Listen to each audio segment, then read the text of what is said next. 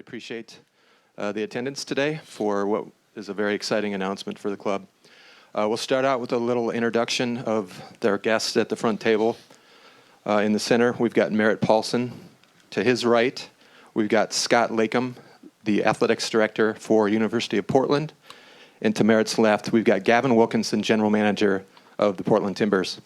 So the format today, each of our guests will give remarks about the announcement, and then we'll do a media Q&A afterwards. So with that, I will turn it over to Merritt Paulson, owner of the Portland Timbers. Thanks to everyone for being here today for what I believe is really significant announcement in the development of our club. I'm going to cover a couple basics. This is obviously announcing the 2015 launch of our own USL Pro team in market T2. Officially Timbers 2, but we're going to be referring to it as T2. We didn't leave a lot of mystery on the mark for the team, the logo. It's right behind us right now, so hopefully you guys have some good images of that. It's basically a combination of our MLS Axe with elements of the USL and NASL historic logos. You know, first and foremost, the reason we're doing this, I believe we're going to have a significant competitive advantage having this team right here in our market. Gavin's going to cover some details of that specifically. This represents a really big investment. There's probably going to be about 6 teams in the league. The Galaxy were the first to launch their own in-market team, but probably about 6 teams next year who are going to be moving forward in this fashion and not just doing some affiliation. And the benefits are really significant from a competitive standpoint.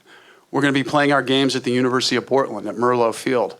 We've got a long and storied history with UP dating back to Clive Charles and those great years. UP is a big part of the Soccer City USA story. Scott, on my right, is going to touch on that for a bit.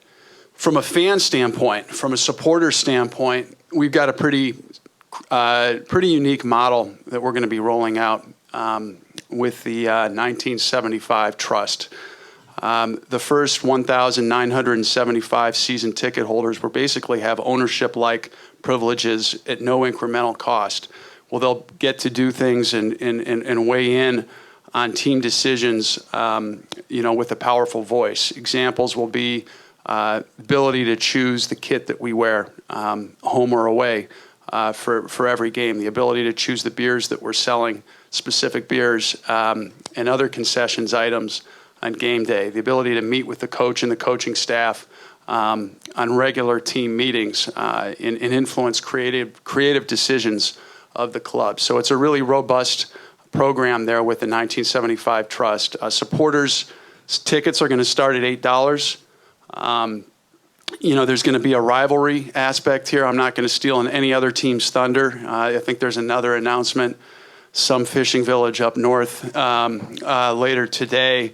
But being able to sort of take what we all started, I said online today, my first introduction to the Timbers was in USL. And sort of we're all returning here and hopeful that some of our Cascadia brethren will be doing that as well and being able to renew the USL rivalry in meaningful games in a way that can really impact the development of our players is great. And, with that, Gavin, I'm going to turn it over to you and maybe touch on some of the competitive aspects of this announcement.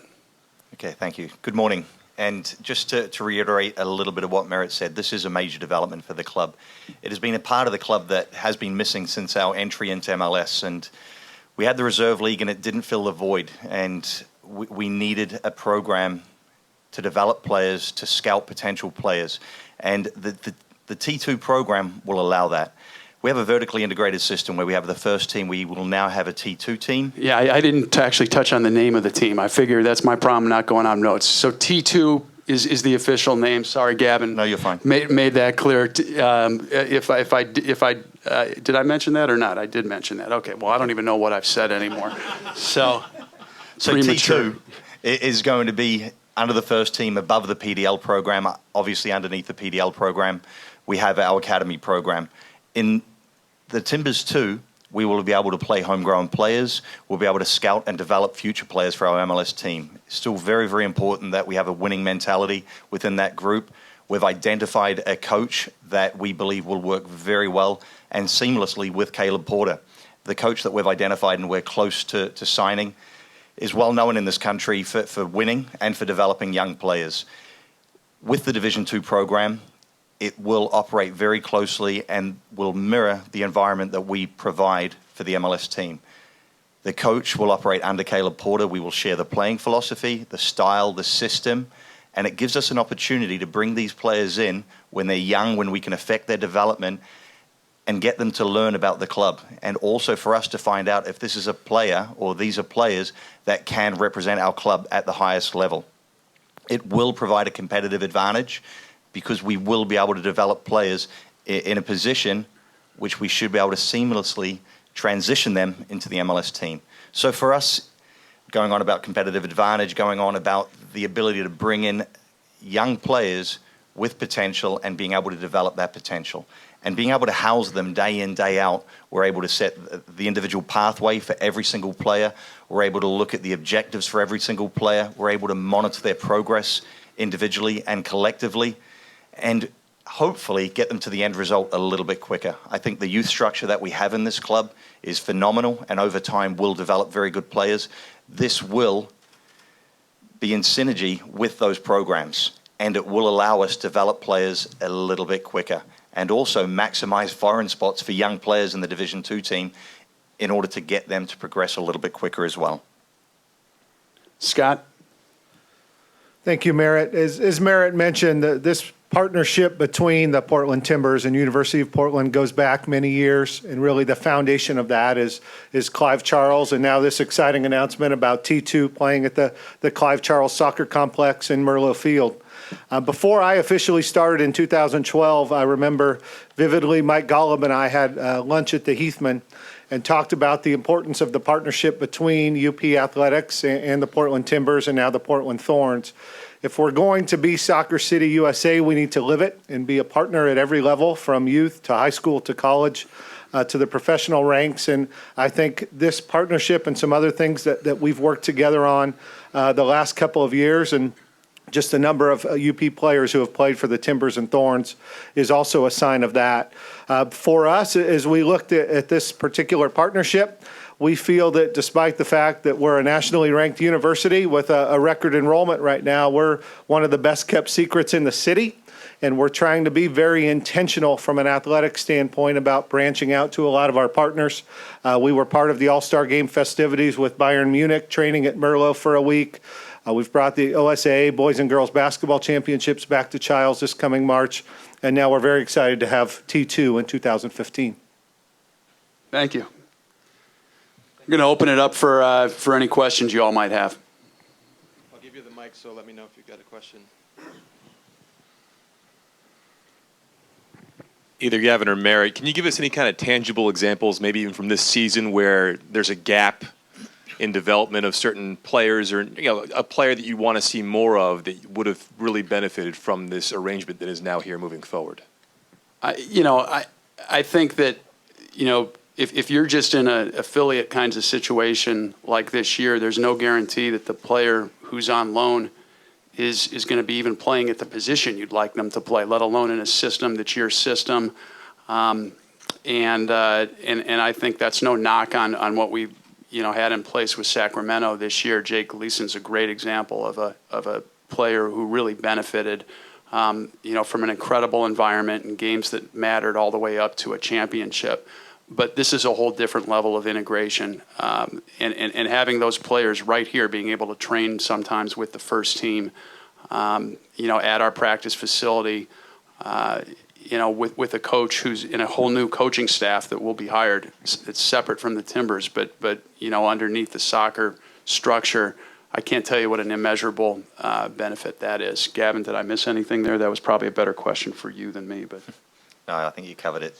The big thing is just the regular feedback on a day-to-day basis, how they train, their level of professionalism, their performances, and then getting feedback and necessary feedback relative to how we want to play. And like I said, we have a positional profile. We want our left back playing a certain way. If we send somebody out on loan that we envisage is our future left back, we want them playing in that position. We want them playing a certain way and being able to use the ball a certain way. And that all comes from Caleb Porter. It's a playing philosophy that will be mirrored, like we said, with the T2 team. And, I mean, look, as Gavin also pointed, I mean, this fully controlling the entire team, I mean, this is a huge, we're doubling down on the academy, but he's going to be going out and signing 17 and 18-year-old international players with really high ceilings, that could be really big ads for this club. And it's a real significant augmentation there in our total talent pool. This question's for Gavin. I don't know if you've ironed this out. You talk about Caleb overseeing, the T2 team. When it comes to practices, will they practice at the same time, or will they separate it? And if players that are, how quickly can the loan back to the Timbers thing work? Is that something like day to day? Can happen. The loan part can happen very, very quickly. Some of the variables that we're still waiting for direction from MLS are how many players are going to be in the squad next year. So that will affect the size of the squad for Division 2. But the way in which we see it operating is, first and foremost, there will be a major development happening at the training facility with more locker rooms, meeting rooms, coaches' rooms, et cetera, being built at the training facility. So that is a major development as well. And then the turf on the field next to where the first team trains will be new turf going in, we hope sometime early in the year.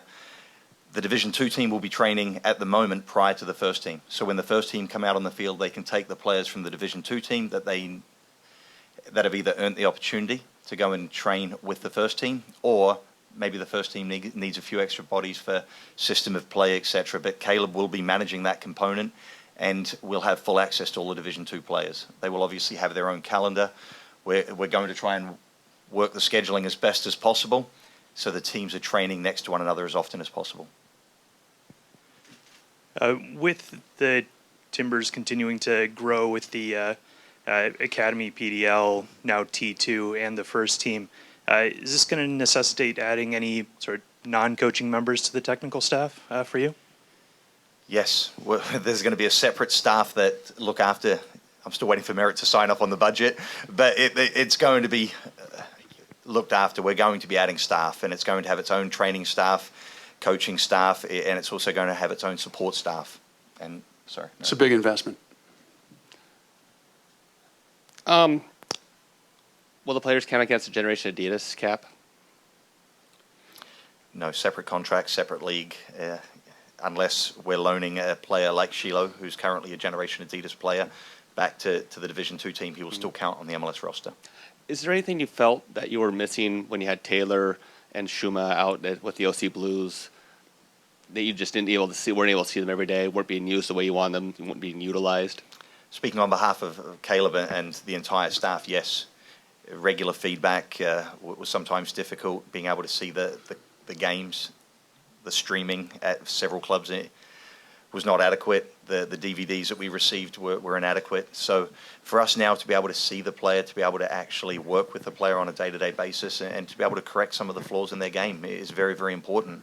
Loaning these players out was great to get them experience, great to get them into some professional games, but we feel that players should be playing with good players under great coaching staff and in an environment that mirrors that of the next level.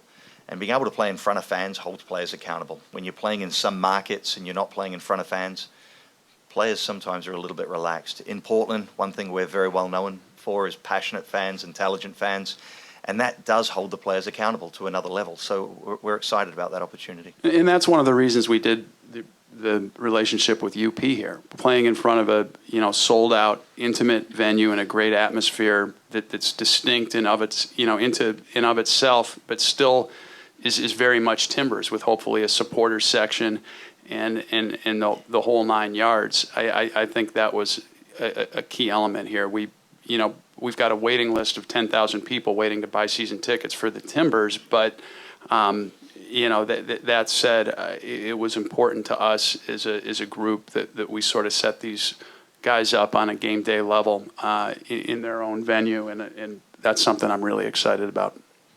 This piggybacks right on that. When did that come up with the idea that the fans, have essentially an ownership role in the team? Well, that's something that we talked about. Mike Golub sort of took the charge on it. We were just trying to do something, very unique and really amplify. Look, the supporters have a voice already, a strong voice with the first team Timbers, but we wanted to amplify that in a unique way with the 1975 Trust here with T2.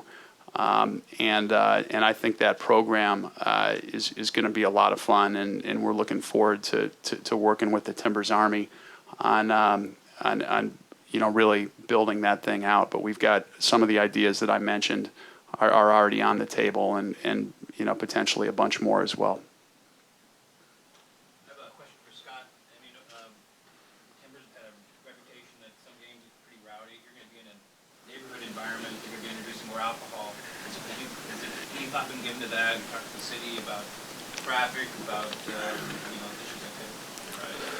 We looked at this partnership as part of our master plan and the events we have at our university over a 12-month scale. And part of the discussion that we had with Mike from the start is what we're doing from a security usher standpoint and otherwise to make sure we're buttoned up throughout.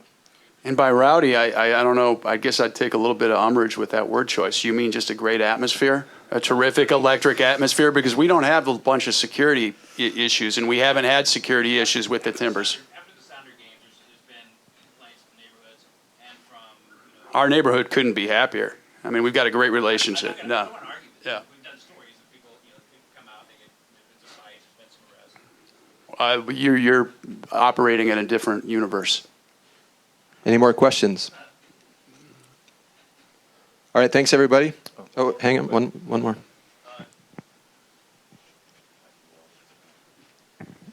As far as kind of the salary restrictions for this second-tier team, is that going to be something? Because you could envision it's becoming an arms race amongst some of the wealthier clubs in MLS to have an expanded roster that they could then dip into over the course of a season. We'll win that race. No, it's to be finalized. There's a lot of things out there right now with the direction of USL Pro, and Merritt is leading this with the Board of Governors and MLS in general on what the rules and the constraints will be in Division 2. I'm positive they'll allow us to invest in some players and continue to move the game forward, but there has to be parity and there has to be a set of rules that we all follow. But to that point, again, there's a bunch of TBD. I mean, clearly just a scenario, there's not going to be a structure that essentially allows a team to sign a fourth DP, technically have that player housed in their USL Pro team, and then loan him up to the first team on game day and have 4 DPs. So, I mean, again, the details need to be worked out by the product committee and Major League Soccer, but there's going to be, I know, a very detailed look at the way, sort of the mechanics work from a salary cap and, other standpoint between the teams that completely own their USL Pro teams. It's a good question. How surprised or, I guess, proud are you that your team was just in that league? And now how fast soccer seems to be expanding, growing in the U.S.? It's really cool. I mean, I've got such great memories of our USL days and watching this thing. Obviously, it's 1975, it's the birth of Soccer City, USA. So, it's where it all started. But for me personally, coming here in 2007 and really, stoking that fire and watching the thing grow and grow. I've got, we couldn't have made the jump to MLS without USL, and there's something really fitting about coming back. And this isn't window dressing. This is real in terms of the benefit and the impact it's going to have for the first team. So I'm excited. It's going to be a lot more work. We'll have 3 teams plus the U23s plus the academy. There's a lot of stuff on our plates as a staff, but we'll be hiring more, and I think ultimately it's going to pay some real dividends for us. One last question. I don't know if you've been to any of the Los Dos, the Galaxy 2 games, but they've got this real carnival atmosphere. They have slides, guns, all sorts of games and stuff, real family atmosphere. Is that something you guys will be trying to push with that? And also, will Timber Joey be making road trips? We got to figure out. My personal opinion is Joey only cut slugs for the first team at Providence Park, but that's an example of something that the 1975 Trust would weigh in on. I mean, the one thing that we're all fully expect is a contingent of the Timbers Army to be in full throat, full voice for the 90 minutes of the games at Merlot. I mean, we've hosted a couple games at Merlot in the past, most memorably, frankly, the last year, 2010, when we were moving into MLS, when we had Man City come out and sold that thing out. And that atmosphere, I mean, it's such a great venue. It really is. I mean, we get in arguments about who's got they've got the absolutely world-class grass pitch. We've got a really expensive grass pitch at our training center that, but you're talking about, phenomenal infrastructure, one of the best collegiate soccer venues anywhere. That's going to be really unique to see how that thing develops. The one thing I know is, whatever I expect something could be that's Timbers or Thorns for that matter, it always ends up being, different and usually even better. So it's organic, true to Portland. It's driven by the supporters, and I'm gonna love to watch the development of the T2 atmosphere. One of the benefits we've seen in North Portland is families at our women's and men's soccer matches on Sunday afternoons and really benefiting North Portland, the university community, St. John's, and otherwise. Thanks, everybody. Thanks for coming out today. And if you have any questions of the guys at the stage, please ask them afterwards. Thanks. Thank you. Good job. Thanks, boss.